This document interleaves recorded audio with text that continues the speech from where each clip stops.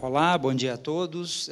Agradeço a presença de todos aqui no auditório e todos que estão nos assistindo pela internet. Agradeço a doutora Maria Paula, ao doutor Fernando, ao doutor Vitor pela participação neste nosso último Innova Day do ano, que, na verdade, parece que é uma espécie de celebração, porque o Innova Day vem sempre discutindo essa questão da inovação e o governo, e agora que existe um decreto, uma regulamentação, vamos dizer que o terreno está um pouco mais estimulante, né, para fomentar a inovação dentro do governo. Então, vamos começar a nossa segunda parte aqui do programa. Uma pergunta para o doutor Fernando, para iniciarmos aqui os questionamentos. O artigo 52 do Decreto Paulista permite aos órgãos da administração direta a contratação direta de soluções inovadoras e coloca várias condições, desde que sejam empresas de reconhecida capacitação tecnológica e que a solução seja direcionada a um problema técnico, né, um produto específico para atividade de pesquisa e que seja caracterizado risco tecnológico. Como conceituar o risco tecnológico? O decreto faz alguma menção ao estado da arte declarado pelo mercado? Ou como tornar esse processo seguro juridicamente? Se alguém também quiser complementar e tal, fique à vontade. Bom, Fernando, a bola está com você. Obrigado. Eu agradeço essa questão, que realmente é uma das grandes novidades do tratamento pelo decreto e da lei. Essa matéria, como já mencionado na pergunta, é tratada pelo artigo 52 do decreto. Eu estou aqui procurando para ler literalmente para todos o que diz o artigo. Os órgãos e entidades da administração pública estadual poderão contratar diretamente com dispensa de licitação, parando por aí. Essa regra se dirige a órgãos e entidades da administração pública estadual, tanto a administração direta como a administração indireta, portanto, que poderão contratar sem licitação mediante processo de dispensa de licitação. Quem pode ser contratado? Segue o texto. Poderão contratar ICTs, incluindo as ICTESPs, com personalidade jurídica própria. Aqui, uma explicação. O conceito de ICT vem da lei federal. O conceito de ICTESP é uma adaptação do conceito de ICT para o caso estadual. Dentro do conceito de ICT estão também entidades privadas. Dentro do conceito de ICTESP são as entidades da administração pública estadual de São Paulo. Portanto, com a redação ampla do texto que eu estou lendo para vocês, podem ser contratadas tanto entidades públicas como entidades privadas que se dediquem à ciência e tecnologia, mas, para não deixar dúvida, o texto ainda complementa que podem ser contratadas entidades de direito privado sem fins lucrativos ou empresas, isoladamente ou em consórcios. Essa ideia de romper-se a barreira da contratação direta de empresas ou de abrir-se mão do critério da lucratividade me parece um grande avanço, porque não necessariamente o caráter lucrativo ou não de quem vai ser contratado é que define a presença ou não do interesse público daquilo que se está contratando. E, nesse caso, o que mais importa é a operação em si, que vai gerar um grande benefício por meio da superação desse desafio tecnológico, né? Isoladamente ou em consórcio, desde que elas sejam voltadas para atividades de pesquisa e tenham reconhecida capacitação tecnológica no setor. Ou seja, tem que estatutariamente estar voltadas à pesquisa e ainda gozar de reconhecida capacidade tecnológica. Qual o objeto dessa contratação? A realização de atividades de pesquisa, desenvolvimento e inovação, enfim, pesquisa, desenvolvimento e inovação, mas não quaisquer pesquisas ou desenvolvimento e inovação, e sim que envolvam risco tecnológico. E um risco tecnológico também não qualquer, mas um risco tecnológico voltado à solução de problema técnico específico ou obtenção de produto, serviço ou processo inovador de interesse público. De trás para frente, a administração deve definir muito claramente um problema técnico específico que tenha que ser resolvido, ou um produto, serviço, processo de interesse público, e tem que haver risco tecnológico. O parágrafo 2º desse mesmo artigo 52 esclarece: para efeitos desse artigo, considera-se como atividade que envolve risco tecnológico aquela em que haja incerteza na obtenção de resultados em conformidade com padrões de desempenho almejado, em virtude de limitações no estado da técnica para adequada execução ou especificação. O risco tecnológico não é o risco, pura e simplesmente, de que o contratado não cumpra aquilo que combinou fazer. Não é o risco de um contrato qualquer, de um contrato banal, que, por uma circunstância superveniente, ou mesmo por algum problema de ineficiência, não se chega ao bom resultado. Não. Risco tecnológico é o risco por, de antemão, não se ter certeza da possibilidade técnica de se chegar ao resultado. O desenvolvimento da própria técnica para se atingir o resultado esperado faz parte da contratação. Não existe, na prática estabelecida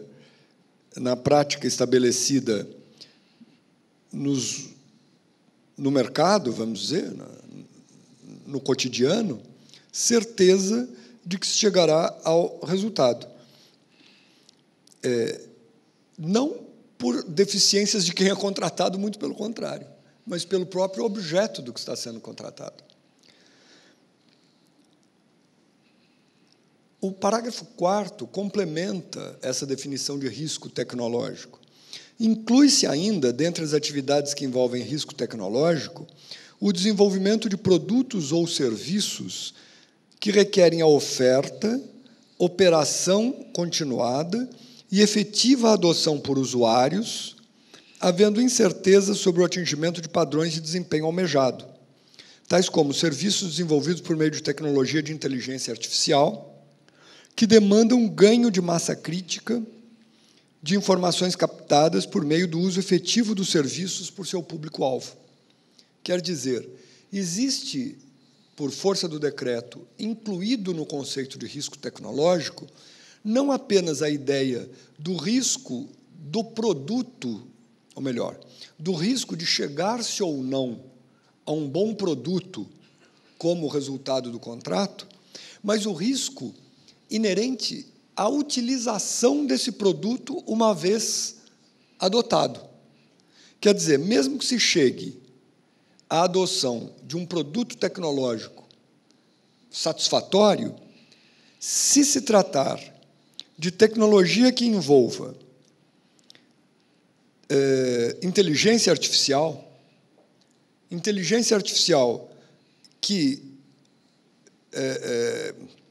implique ganho de massa crítica de informações captadas por meio do uso efetivo pelos usuários, é um processo de aprimoramento do produto pelo próprio uso, o que é inerente a essa lógica de inteligência artificial. Nesses casos, essa incerteza que é característica do risco tecnológico se transfere da primeira fase do produto para uma segunda fase do produto, que é a própria operação do produto. E isso é suficiente para caracterizar o risco tecnológico. Mesmo que seja menos evidente o risco tecnológico no desenvolvimento do produto, na medida em que haverá esse risco tecnológico na operação do produto. Obrigado, doutor Fernando. Só para uma informação importante, a gente está cuidando de subir o texto do decreto no site do Nova Day, eventualmente até nas redes sociais, para facilitar o entendimento, porque é tudo muito novo, né? E como a gente sabe, quer dizer, a inovação, o que a inovação tem de caótico, né? O governo tem de burocrático na legislação, então é importante fazer com que esse match seja o mais amigável possível. Bom, agora a doutora Maria Paula. A doutora Maria Paula vai ter que nos deixar às 11h30, então nós precisamos aproveitar a presença dela aqui. A pergunta é sobre os ICTs. Como se dá o processo de titulação de um órgão da administração direta ou indireta na forma de um ICT?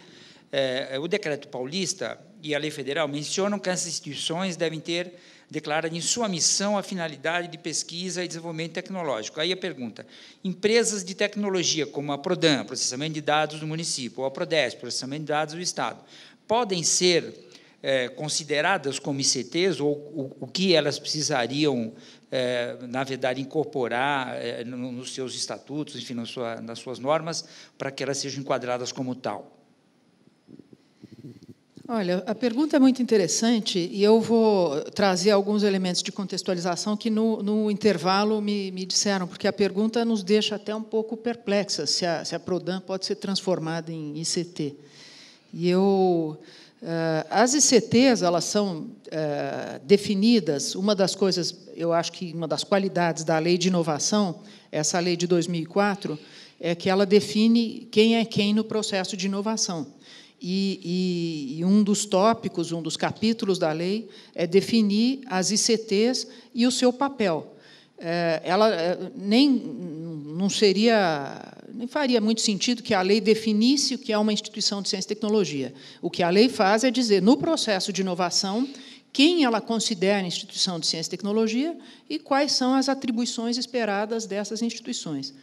Eu me lembro que, no processo de reforma da Lei de Inovação, esse que culminou nessa lei de 2016, nesse marco regulatório, houve uma discussão na Câmara Federal para fazer isso, e eu faço ligação com a resposta à pergunta anterior, de que maneira as instituições privadas deviam ser incorporadas na Lei de Inovação, porque, na primeira redação da Lei de Inovação, as ICTs eram uma expressão reservada às instituições públicas. E eu fui do parecer que devia separar, manter as ICTs como elas estavam e incluir um outro artigo que dissesse, olha, as instituições privadas que desempenham essa atividade terão direito ao mesmo benefício, ao mesmo regime, em tais e tais condições.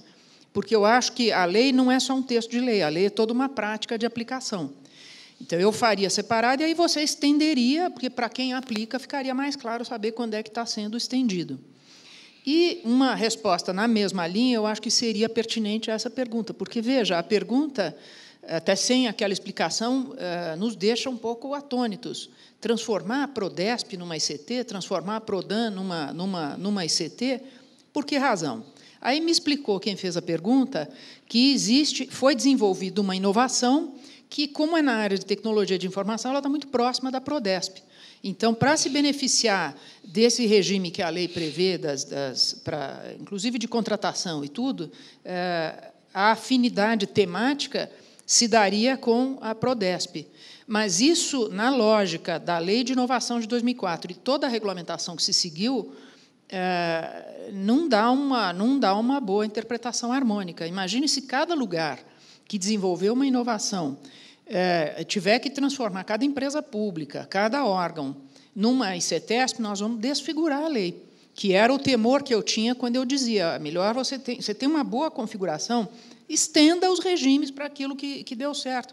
Porque, para quem aplica, para quem interpreta, é muito interessante você saber quando é que você estende qual regime. Não faz sentido você estender um regime de licitação para uma entidade de direito privado. De acordo? Da mesma maneira, não faz sentido, tem coisas que vai fazer sentido aplicar ou não. Então, para responder a pergunta de maneira mais objetiva, eu acho que a gente tem que considerar que não apenas existe, e a pergunta se referia a uma startup que na área de TI, que fez um avanço para dentro do governo, vamos imaginar que vão aparecer outras, que nós estamos vivendo um clima de inovação, que vão aparecer inovações sobre o processo eletrônico, sobre compras na área de saúde, na área de transporte, uma série de coisas. Não vai fazer sentido que cada empresa e cada área se transforme num ICT ou numa ICTesp. O que eu acho que se podia pensar? Então, não há uma solução pronta na legislação que diga, que me parece que essa transformação não é o melhor caminho. O que eu acho que podia ser pensado é, em termos de governo, identificar uma ICETESP ou um órgão onde pudessem ser localizadas essas inovações. Alguma coisa me ocorre, por exemplo, mas aqui sem estudo mais aprofundado, que o Paula Souza, que é um instituto que desenvolve tecnologia e congrega todas as ETECs do Estado. Talvez eles fiquem bravos comigo, porque eu não conversei com ninguém sobre o Paula Souza, mas, em termos conceituais, eu acho que seria interessante, justamente se o governo vai desenvolver essa área de inovação, identificar um órgão ou uma ICETESP que pudesse abrigar todos esses projetos de inovação. E aí o NIT, ligado a ela, se incumbiria de adaptar todas as peculiaridades. É o que me parece, talvez algum dos professores possa completar a resposta. Né? Uma questão, assim, eu conheço mais profundamente, no caso, a Prodan. A Prodan tem um lab. Quer dizer, esse lab poderia ser um spin-off, e ele cumprir esse papel, não a empresa em si, mas um spin-off de inovação de dentro da empresa, assim como, eventualmente, a Prodesp tem o dela. Esse spin-off poderia ganhar essa Ela pode fazer isso em tese, mas eu não sei se pode ganhar todos os benefícios do regime jurídico que a legislação atribuiu às ICETESPs. Eu caminharia nesse sentido, saber onde localizar esse regime jurídico, para a gente não ter, senão nós vamos ter uma enxurrada aí. Não, e que vai perder o sentido da lei, porque o que a lei quis fazer foi proteger as ICETESPs, as instituições, para que elas possam fazer a função dela e com alguns benefícios. Certo. Não é para a ICETESP fazer o papel que é esperado do mercado. Sim. A ICETESP é a ICETESP, a startup é a startup, cada uma com a sua particularidade. Essa é a ideia. Bom, vamos lá para o Vitor, então. Vitor, é o seguinte: o artigo 53 do decreto permite o fornecimento em escala ou não do produto desenvolvido pela pesquisa e pode ser contratado diretamente da empresa que desenvolveu a encomenda tecnológica com dispensa de licitação. A pergunta é: essa contratação depende de constatação de que não haja técnica no mercado com tecnologia superveniente? Por quanto tempo existe um período em que isso pode ser vamos dizer assim, introduzido dentro do governo? Recomenda-se um período de tempo e sobre quais regras esse processo pode se dar? Acho, talvez aproveitando um pouco do diálogo, o professor Fernando fez uma grande exposição do que seria essa figura das encomendas tecnológicas. Sim. E detalhando o que está por detrás desse instrumento, que não deixa de ser um instrumento que impulsiona, que usa o poder de compra do Estado para trazer a tecnologia. Um debate que se põe quando se coloca a questão da inovação tecnológica é que o Brasil tem um regime de compras constitucionalmente estabelecido, muito estrito. Então, como fazer esse diálogo de um instrumento de desenvolvimento, que seja as encomendas tecnológicas, com um instrumento de compras? E isso faz com que a gente, do ponto de vista normativo, tenha que se debruçar e se esforçar para fazer a relação. Do ponto de vista do decreto, essa questão da compra do fornecimento, a compra do desenvolvimento realizado por intermédio de uma encomenda tecnológica pressupõe a noção, isso está no artigo 53, parágrafo 1º, de que a verificação pela área técnica de que não foi desenvolvida de forma superveniente inovação que melhor se adapte à necessidade da administração pública. Em certa medida, então, respondendo especificamente a pergunta, do ponto de vista normativo, no âmbito do Estado de São Paulo, sim, deve-se fazer um exame de que não há uma questão superveniente. Similaridade nisso. Exatamente. O que me coloca uma dúvida, e é muito mais uma provocação de debate, com relação a como a gente incorpora a dinâmica da inovação. Acho que a pergunta que a professora Maria Paula foi instada a responder sobre o que seria o MICT, eu sempre tento fazer uma análise do que o que é uma empresa inovadora. Vamos pegar o caso brasileiro, por exemplo, a empresa mais inovadora, ou melhor, a que gasta mais em inovação no Brasil, vamos fazer esse corte de gastos do quanto ela se propõe a gastar com inovação. Chama-se Petrobras. Ela não é, em nenhuma medida, uma empresa de inovação. Ela é uma empresa que vende gasolina, gás e assim por diante. Isso nos faz indagar quão importante é a gente colocar em caixinhas. Ou agora você é um MICT, agora você está desenvolvendo, agora eu vou comprar o que você desenvolveu. Eu acho que o desafio para o gestor público é como ele transforma esse processo de integração. A gente sabe que é muito complicado, como a professora Maria Paula colocou, esta aqui é a ICT, a gente vai reunir, muito embora é importante do ponto de vista dos seus regimes jurídicos. Mas como que a gente faz com que a dinâmica da inovação não seja estratificada? Discussões muito recentes e que estão além do debate jurídico colocam que vamos questionar o processo de inovação. Então, em 1945, Vannevar Bush, que era um conselheiro do presidente americano, do Roosevelt, é instado a provocar como que o processo de inovação se dá. E o Vannevar Bush, muito ciente daquele momento histórico, ele disse, olha, primeiro a gente faz pesquisa básica, depois a gente faz pesquisa aplicada, depois a gente desenvolve a pesquisa e depois a gente inova. Ele faz que se chamou de uma linha linear da inovação. Pesquisas mais recentes que vão provocar e vão ver a experiência da inovação começam a perceber que é o seguinte, os fluxos eles são dinâmicos, às vezes a pesquisa básica já pula para a inovação, e o desafio nosso, do ponto de vista de aquisição, seja do desenvolvimento, seja do produto, é pensar como que a gente faz esse processo. Então, voltando à sua pergunta, do ponto de vista...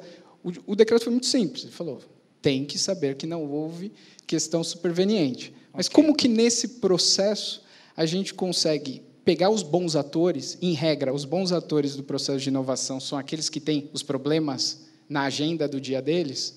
Estava conversas, por exemplo, aqui, são os problemas do transporte público. Quem vai saber os problemas do transporte público? Geralmente é quem está operando o transporte público. Se a gente não permitir que esses operadores sejam capazes de produzir e startar esse processo de inovação, em regra, a gente, no poder público, sempre vai estar um passo atrás. Então, muito embora eu acho que a legislação foi muito criteriosa e trouxe uma segurança jurídica de pacificação, ela nos põe a seguinte provocação: como que a gente unifique esse ambiente? Ok. Uma pergunta que eu acho que é importante para o mercado em geral, dos empreendedores e inovação, vai ter um canal no governo do Estado, seja na Secretaria de Inovação ou algum órgão, em que vai ser uma espécie de oráculo para esclarecer e tirar dúvidas, porque a gente viu aqui, o aspecto jurídico, aparentemente, está tudo explicado, só que precisa ser entendido por quem vai, na verdade, buscar o recurso. Está previsto, professor, um canal de comunicação? Olha, eu não estou habilitado a responder com precisão em nome do governo sobre isso. Posso dar a minha percepção da experiência que tenho, né? Eu atualmente tenho uma função na FAPESP e não na Secretaria de Ciência e Tecnologia, que, enfim, é a Secretaria de Desenvolvimento Econômico, Ciência, Tecnologia e Inovação, mas eu arrisco dizer que sim. O pessoal da Secretaria de Ciência e Tecnologia tem um núcleo bastante consciente desses temas ligados ao decreto. Lá que houve toda essa discussão preliminar nos termos do grupo de trabalho e outras discussões em torno da matéria. Mas eu também poderia dizer que a nossa Procuradoria-Geral do Estado está muito afinada com todo esse processo. No grupo de trabalho, havia procuradores do Estado participantes. Além disso, por uma questão estratégica mesmo, de envolvimento da Procuradoria nessa matéria, nós, em determinado momento das atividades do grupo, suspendemos as reuniões e levamos aquelas minutas para uma discussão dentro da Procuradoria-Geral do Estado. E dentro da Procuradoria foi constituído um pequeno grupo, diretamente ligado ao Procurador-Geral, para discutir o texto. Esse texto, portanto, foi longamente debatido e assimilado pela Procuradoria. Eu diria que, então, respondendo mais objetivamente a pergunta, a Secretaria de Ciência e Tecnologia tem, sim, condição de centralizar orientações sobre esse assunto, mas, descentralizadamente, todos os órgãos públicos do Estado contam com as suas consultorias jurídicas, que são parte da Procuradoria-Geral do Estado, que também devem estar afinados com esse tema. Vamos supor que, eventualmente, caia uma questão um pouco de surpresa para algum procurador de uma consultoria jurídica de uma secretaria menos evidente em termos de inovação. Seguramente, se recorrerem ao gabinete do Procurador-Geral, encontrarão ali um núcleozinho muito bem treinado nessa matéria. Ok, obrigado. Bom, vamos aproveitar a doutora Maria Paula, que está saindo daqui a pouquinho. Tem uma pergunta aqui da Graça Barcos, do Tribunal de Contas do Estado. Ela diz o seguinte: nos casos de pesquisa de inovação infrutífera no final dos trabalhos, qual a garantia apresentada ao Estado para evitar o mau uso do erário? Tem essa possibilidade? A pergunta é ótima, porque ela ilustra exatamente qual é o problema do risco tecnológico, porque uma coisa é você ler o dispositivo da lei que fala no risco, e outra coisa é saber, porque era exatamente o que me ocorria, e a gente sabe na prática que, primeiro, já existe uma divisão, uma diferença de visões conforme a posição em que você esteja, né? Se você é um empreendedor, você tende a ler a lei de uma maneira, se você está na ICT, você tende a ler de outra, e se você está no órgão de controle, você tende a fazer outra leitura. Aliás, um parênteses, eu me lembro que na tramitação da lei federal, uma das razões que levou ainda ao PL 2177, a sua elaboração, ele, na redação original, ele tinha um longo capítulo sobre licitações, foi um sentimento de que isso era o sistema de ciência e tecnologia, tinha um sentimento de que ele não era compreendido pelos órgãos de controle. Eles até usam a expressão sistema U. O TCU não nos entende, a CGU não nos entende, a AGU não nos entende, então nós precisamos fazer uma lei para nós. Na área jurídica, a gente sempre discute que não é um texto de lei, ele não necessariamente põe fim a uma controvérsia. Ele pode ser um ponto de apoio, e por isso que eu acho que, às vezes, mais importante do que entender linha por linha, é entender qual é a lógica de construção da lei. Isso tem a ver com a resposta que eu dei antes sobre ICT, para saber, nesse processo, qual é o papel da ICT. E qual é o lugar do risco. Por que a lei fala em risco? Porque, em primeiro, é do próprio conceito de inovação, risco. Se não tiver risco, não é inovação, é uma prática estabelecida no mercado. É um processo já conhecido, isso não é inovação. O que merece o qualificativo de inovação são produtos, e, mais recentemente, processos, que lidam exatamente com algum aspecto que não é conhecido. Então, é da essência da inovação o risco. Eu quando estava na agência USP de inovação, fiz uma visita técnica a Boston para conhecer aquele ambiente, o ecossistema da inovação, e lá era muito comum que, nas incubadoras de empresas, eles dão, em geral, 1 ano para a empresa se estabelecer.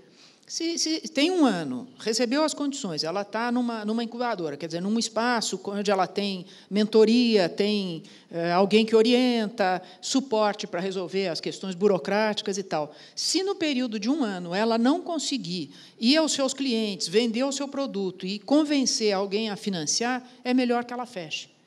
E naquele ambiente que eu visitei, em Boston, isso não tinha maior trauma. A pessoa ela fecha, dali a pouco ela abre outra empresa, e aquela vivência de fracasso é uma lição que ela leva, é um aprendizado.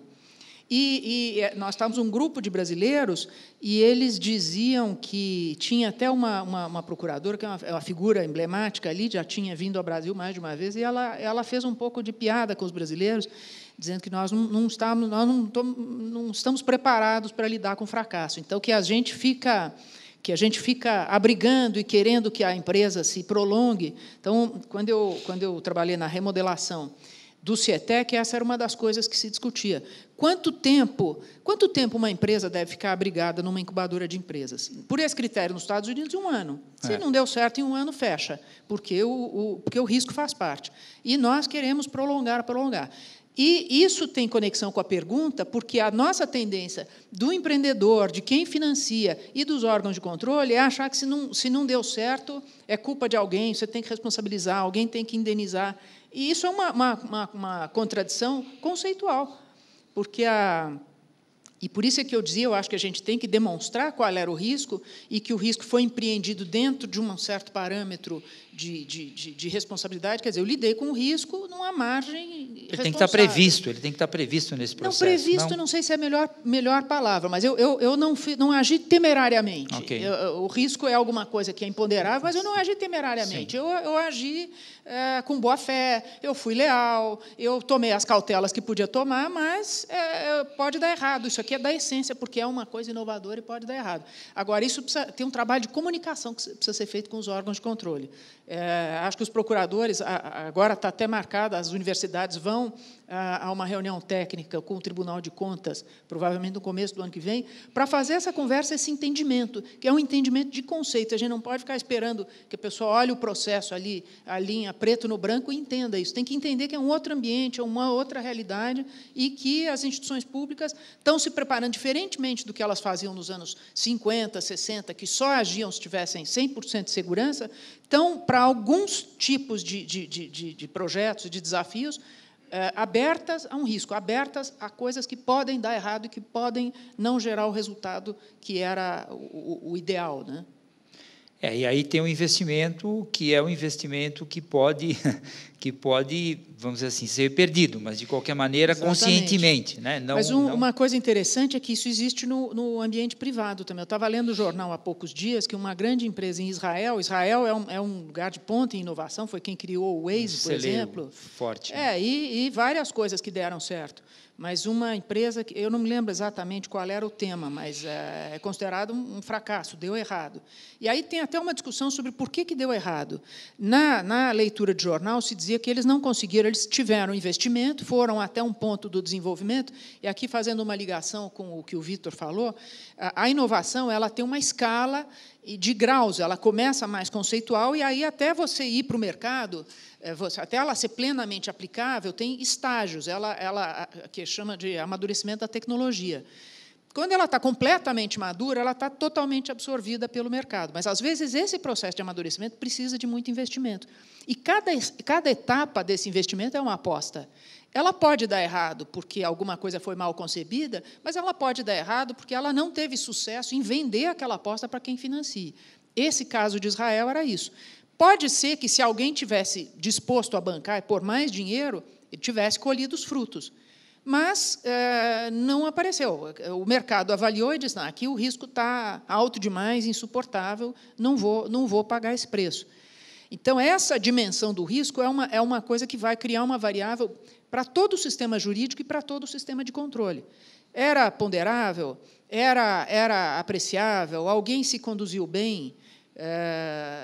Vai ficar uma coisa em aberto, e é bom saber que no âmbito privado é assim. Então, quem tiver que fazer essa argumentação, e o direito é uma área argumentativa, vai ter que trazer esses exemplos para mostrar, ó, não é só no sistema público que pode dar errado, no sistema privado tem N casos, e isso faz parte, se aprende com o fracasso. Isso não é uma mazela, isso não é um pecado, é parte do jogo.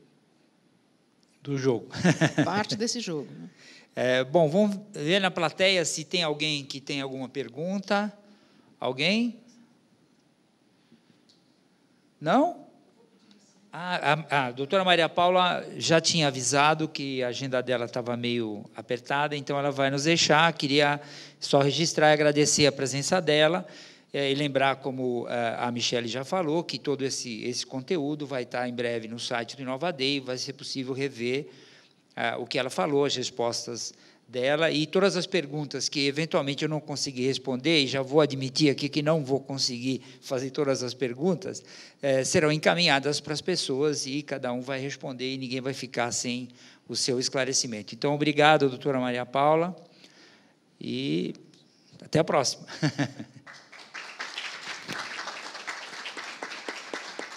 Tchau, querida. Bom, então, dando sequência aqui, tem uma pergunta do Luiz Lima para o Fernando. Tem algum... Essa história do risco tecnológico vai ser a bola da vez aqui, você já percebeu, né? Então, ele está perguntando aqui se tem algum exemplo, se tem, ou se você pode dar um exemplo prático disso, para tentar elucidar melhor a questão do tema. Um exemplo que me vem à cabeça, aliás, foi mencionado pelo Vitor, chegou a ser... Bom, confesso que eu pessoalmente, não posso dar o testemunho de como isso se desenrolou.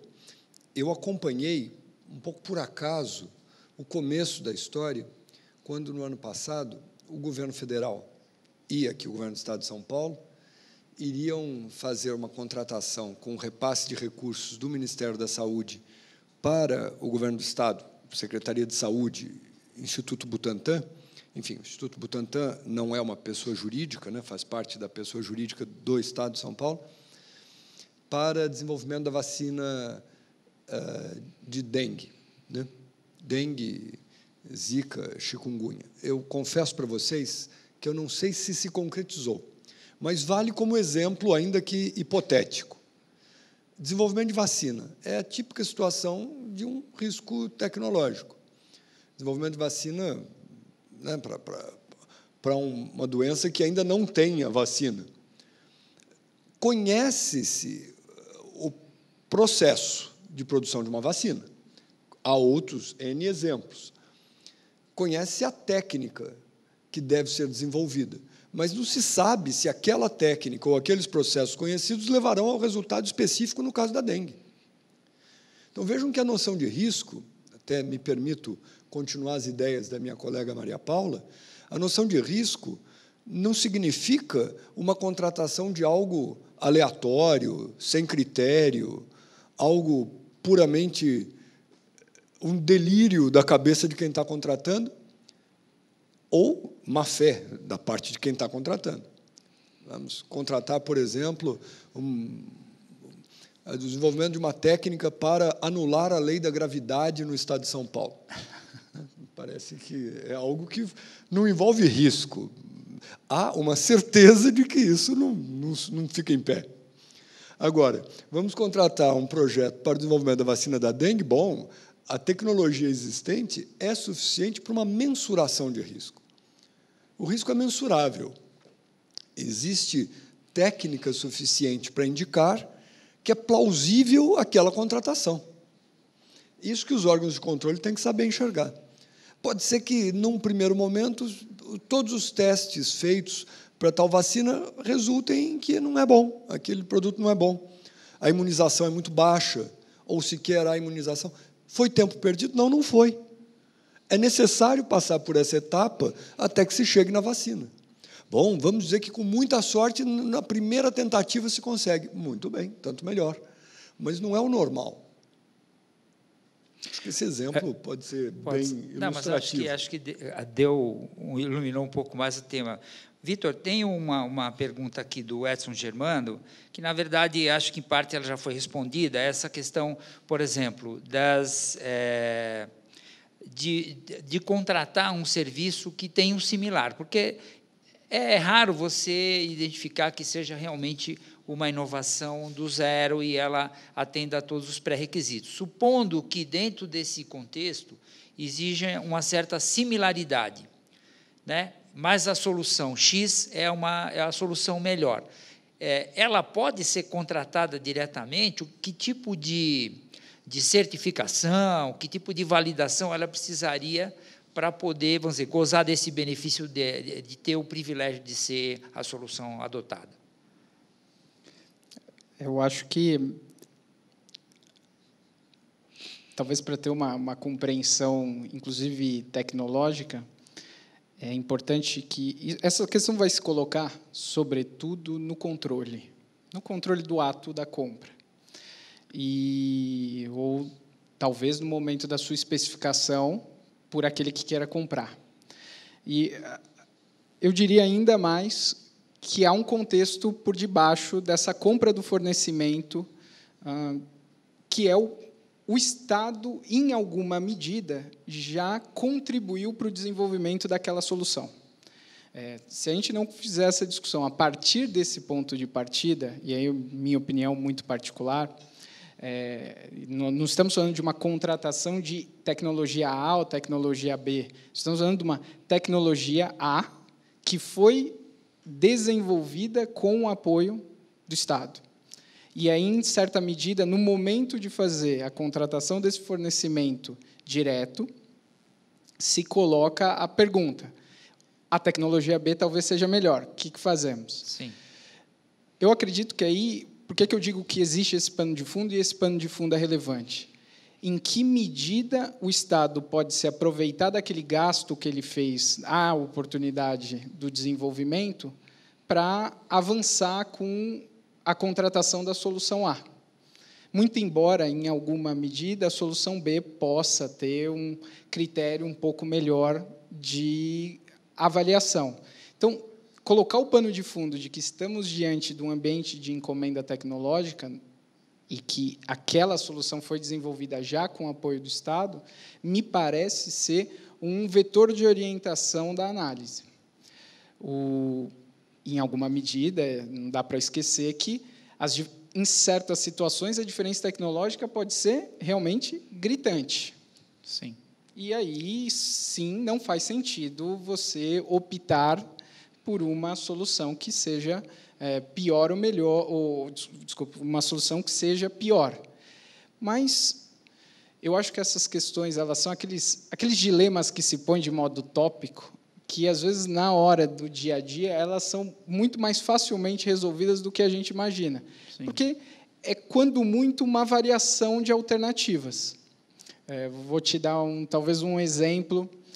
Vamos supor que o Estado tenha apoiado o desenvolvimento de um aplicativo de mobilidade urbana por carros que ele não é dono. E aí, em certa medida, ele vai querer contratar aquela solução para fornecimento de um serviço para os funcionários do Estado, por exemplo. A gente sabe que, no período, se desenvolveu vários outros aplicativos. Sim. Eu acho que os dilemas, do ponto de vista desse fornecimento, vão estar muito perto disso. Claramente, o aplicativo A é diferente do aplicativo B, que é diferente do aplicativo C, às vezes pelo tamanho da frota que ele tem disponível, às vezes pelo raio, às vezes pela forma de pagamento. Mas, se a gente pegar o mercado hoje, eles são muito padrões, muito próximos, alguns maiores, outros menores, mas existe um padrão. Então, eu acho que o dilema vai ser colocado desta forma quando a gente fala de perspectiva tecnológica. Mas a gente pode ter desenvolvimentos de remédios em que a diferença é realmente gritante. Então, você tem sucessos de cura de 90% contra sucessos de cura de 50%. Sim. Aí, essa situação, realmente, é natural que o Estado desista de contratar aquele tipo de fornecimento. Ok. Bom, vou colocar uma questão para os dois, que eu acho que é importante dentro desse debate. A gente sabe que a inovação é fundamental para um país como o Brasil. Quer dizer, há toda uma necessidade de modernização de parques industriais, de parques tecnológicos.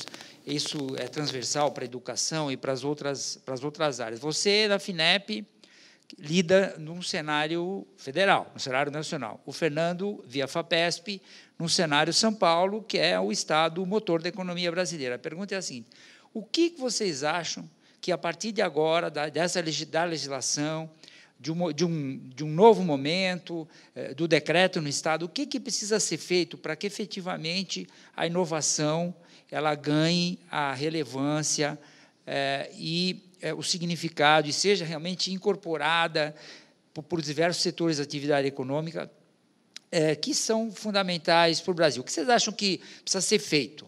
Porque a lei, aparentemente, ela tem o cenário já está posto, tá certo? Agora a gente precisa ir para o lado prático, que é assim, bom, vamos fazer acontecer. O que vocês acham que precisa para fazer acontecer? Eu estou na FINEP, então me reservo o seguinte, não que eu vou dizer que é a missão mais nobre, porque ela é longe, mas eu sou muito satisfeito na minha função de advogado público de uma empresa cuja missão é a atividade de inovação. E eu coloco isso porque, do meu ponto de vista, não há mais espaço para desenvolvimento econômico e social sem que os estados e a sociedade dialoguem com a inovação. Não há mais espaço. Eu acho que as diferenças dia a dia e ano a ano estão ficando cada vez mais trágicas. Então, vou dar um exemplo. Se a gente pegar todo o processo de incorporação das tecnologias de software, as manufaturas avançadas no âmbito do ambiente produtivo industrial, você hoje tem países que estão começando a adentrar numa fronteira da qual nós vamos ter muitas dificuldades e talvez não haja mais soluções da gente alcançar. Obviamente, a inovação ela sempre dá um passo que ela permite que a gente rompa as trajetórias tradicionais. Sei. Então, não necessariamente, isso é uma posição muito minha, muito particular, não é compartilhada, porque há um debate interno muito grande dentro da minha instituição, por exemplo. No meu ponto de vista, a gente sempre discute. O Brasil está na segunda ou na terceira revolução industrial. E alguns vão dizer, para a gente chegar na quarta, a gente tem que passar pela terceira. Eu acho que a inovação ela permite que a gente avance para a quinta, sem passar pela segunda, pela terceira ou pela quarta. Então, se a gente não impregnar isso no nosso cotidiano, e aí os atores são centrais, e o Estado, como tem um papel de planejamento da vida econômica e da vida social, ele exerce uma influência muito importante, especialmente num Brasil em que a história do capitalismo está muito vinculada também com uma história da atuação do Estado. Nós, com o ambiente normativo que a gente tem à nossa disposição, eu acho que a ousadia perpassa a gente agregar noções de inovação muito além das caixinhas clássicas. E aí me permito, dentro do governo federal, dar um exemplo, que se a gente imagina que é só o Ministério de Ciência, Tecnologia e Inovação, e hoje comunicação, que produz inovação, eu acho que a gente está fadado ao fracasso. Se a gente não incorporar no Ministério das Cidades, que faz transversalmente, né? Transversalmente, se a gente não avançar, e talvez esse ministério ser muito mais um ministério de organização e de planejamento, mas se a gente não conseguir colocar no Ministério da Agricultura, Ministério da Saúde, Ministério do Desenvolvimento Econômico, a noção de inovação, a gente vai ficar para trás. Então, eu daria uma recomendação de dispersão. Eu acho que a dispersão e incutir no nosso ambiente essa ideia, e nós que somos, em grande maioria dos que estão aqui, que nos assistindo em casa, do setor público, se a gente achar que a inovação está lá só na Secretaria Municipal de Inovação, a gente tende a... Inovação é multidisciplinar, né? Acima demais. De tudo, né? Fernando. Concordo com o que o Vitor disse, retomando a sua frase inicial, é algo inevitável que um país ou um Estado, enfim, até uma empresa, que queira se manter saudável no mundo atual, pense em inovação. Inovação também não é uma coisa do outro mundo, não é uma coisa estratosférica. Inovação pode se dar em assuntos altamente complexos, como já foi mencionado aqui a conquista espacial, mas pode se dar em assuntos corriqueiros, banais, quase que burocráticos, na melhoria de processos rotineiros da administração. É inovação. Enfim, é uma questão cultural, antes de mais nada. As pessoas têm que estar atentas no seu dia a dia para não reproduzir o mesmo como se isso fosse uma virtude. Está tudo muito bom, sempre foi assim, vamos continuar fazendo. Eventualmente, em alguma circunstância, alguma coisa até merece ser repetida ou mantida, seguramente por algum tempo, nunca para sempre. mas mais do que outras. De qualquer modo, isso não nega o que eu estava dizendo, que a inovação tem que ser um elemento cultural, da rotina, das coisas banais e das coisas extraordinárias. A pergunta que já foi feita aqui, respondida pela Maria Paula, sobre determinadas empresas ou determinadas entidades ligadas ao governo quererem ser ICTs ou ICTESPs. Isso é até um indicativo, vamos dizer, é um indicativo positivo por um lado, mas é um indicativo, às vezes, até de uma certa má compreensão por outro do que se espera. A lei se refere a ICTs ou até a ICTESPs. Posso até fazer uma leitura, sem tomar tempo demais, de como a lei paulista define uma ICTESP. Órgão ou entidade da administração pública estadual, direta ou indireta, que tenha por missão institucional executar atividades ligadas, vejam, a missão institucional, atividades ligadas à inovação tecnológica, à pesquisa científica e tecnológica, ao desenvolvimento tecnológico, à engenharia não rotineira ou à extensão tecnológica em ambiente produtivo, atuando ou não na formação de recursos humanos. Quer dizer, não precisa ser universidade, não precisa ser faculdade. Mas a lei deu essa definição para efeito de certas providências dadas pela própria lei. Ela não quis rotular uma entidade, um órgão como o ICTESP ou não. Não existe uma espécie de credenciamento como o ICTESP. Não pensem numa lógica, por exemplo, de organização social, que tem que se cadastrar no Ministério. Não, não é. ICTESP é uma situação de fato. A entidade, porque tem por missão institucional fazer essas coisas que eu mencionei, a lei as chama de ICTESP. O que não quer dizer que uma entidade que não seja uma ICTESP não faça inovação no seu dia a dia, ou não faça inovação no seu objeto. Então, uma coisa é a menção da ICTESP ou da ICT para efeito de algumas incidências da lei. Outra coisa é ser uma entidade que faz inovação. Quase que, na prática, institucionalmente, uma entidade dedicar-se à inovação faz com que ela recaia no conceito do ICTESP. Não precisa de uma espécie de chancela de ICTESP. Ninguém vai receber um carimbo ICTESP. Agora, mais importante do que o rótulo ICTESP é a absorção dessa cultura da inovação. Obrigado. Tem alguém da plateia? Uma pergunta. Por favor, se identifique. Eu sou da Unimetro, Universidade do Metrô. Tem uma pergunta sobre o NIT. O aspecto jurídico dele e como ele se relaciona com as ICTESPs. A lei e o decreto se referem a NITs, Núcleos de Inovação Tecnológica. Vale para os NITs o que eu acabei de falar sobre CETESP.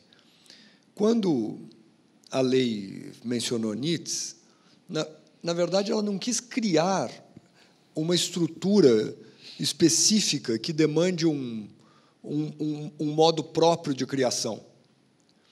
O que a lei quis dizer é, independentemente do nome, NIT é tão somente a referência que a lei dá, porque precisa dar o nome para a coisa, né? Em vez de ficar explicando num texto de 10 linhas a ideia que está por trás da coisa, vamos dar um nome para a coisa, NIT. Mas o NIT não é nome próprio, né? Uma estrutura não precisa se chamar NIT para ser um NIT, é o que eu quero dizer. O que a lei diz é que deve haver nas instituições a que ela se refere um núcleo, como um espaço de inteligência que se dedique a esse assunto de inovação e que tenha competência para opinar em determinados projetos, que deva ser ouvido na política institucional para o desenvolvimento de determinadas ações, que vá se manifestar sobre propriedade intelectual. O NIT não precisa chamar-se NIT. Por exemplo, a Maria Paula mencionou que ela participou da Agência de Inovação da USP, uma época, né? A Agência de Inovação da USP é um NIT, mas não se chama NIT. Permito-me fazer até uma certa autocrítica em termos de Estado de São Paulo. Me parecia ruim a ótica de um decreto que foi revogado agora, que dizia assim, ficam criados NITs em tais institutos. E, pá, vinha uma lista. Não é necessário isso. E nem é o decreto que cria o NIT. O NIT existe, ou não existe. Não basta pôr a plaquinha na mesa de alguém dizendo NIT. Pronto, agora existe um NIT. Não, não é isso. Precisa existir substancialmente um núcleo de inteligência que se dedique a essas atividades que o decreto diz. E o decreto até dá a flexibilidade de que uma determinada instituição se valha de um NIT que não seja uma estrutura interna, que pode até ser uma pessoa jurídica distinta, e que, por uma relação contratual qualquer, digamos, um convênio, faça, às vezes, do NIT daquela instituição. Não seria estranho, por exemplo, que o Estado de São Paulo desenvolvesse como uma espécie de núcleo de inteligência mesmo, para assuntos de inovação, um NIT para abranger N institutos de pesquisa.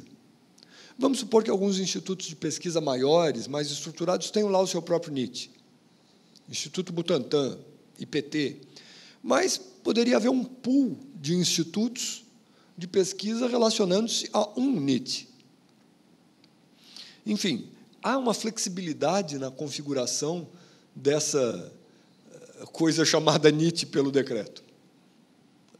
Okay, obrigado, doutor Fernando. Bom, pessoal, esse assunto aqui, a gente podia ficar falando horas e horas, mas, de qualquer maneira, eu acho que foi muito importante o Inova Day fechar o ano com esse debate, falando da lei, do decreto, porque é isso que importa, né? O Inova Day, a proposta do Inova Day é exatamente essa, fomentar a inovação e modernizar os governos, de forma que a relação deles com o cidadão, de forma que, internamente, os processos sejam mais avançados. Então, queria agradecer os convidados, agradecer o Vitor, o Fernando, a Maria Paula, que nos deixou um pouquinho antes, agradecer o pessoal que veio aqui de manhã assistir aqui ao vivo na plateia, o pessoal que está nos assistindo pela internet, e dizer que o Inova Day volta em 2018, talvez com algumas novidades e com temas sempre interessantes nesse debate que é como inovar as relações governo-cidadão, como inovar dentro do governo, enfim, como inovar, que é um desafio que é de todos nós, todos os dias. Muito obrigado, bom ano para todo mundo e até o ano que vem.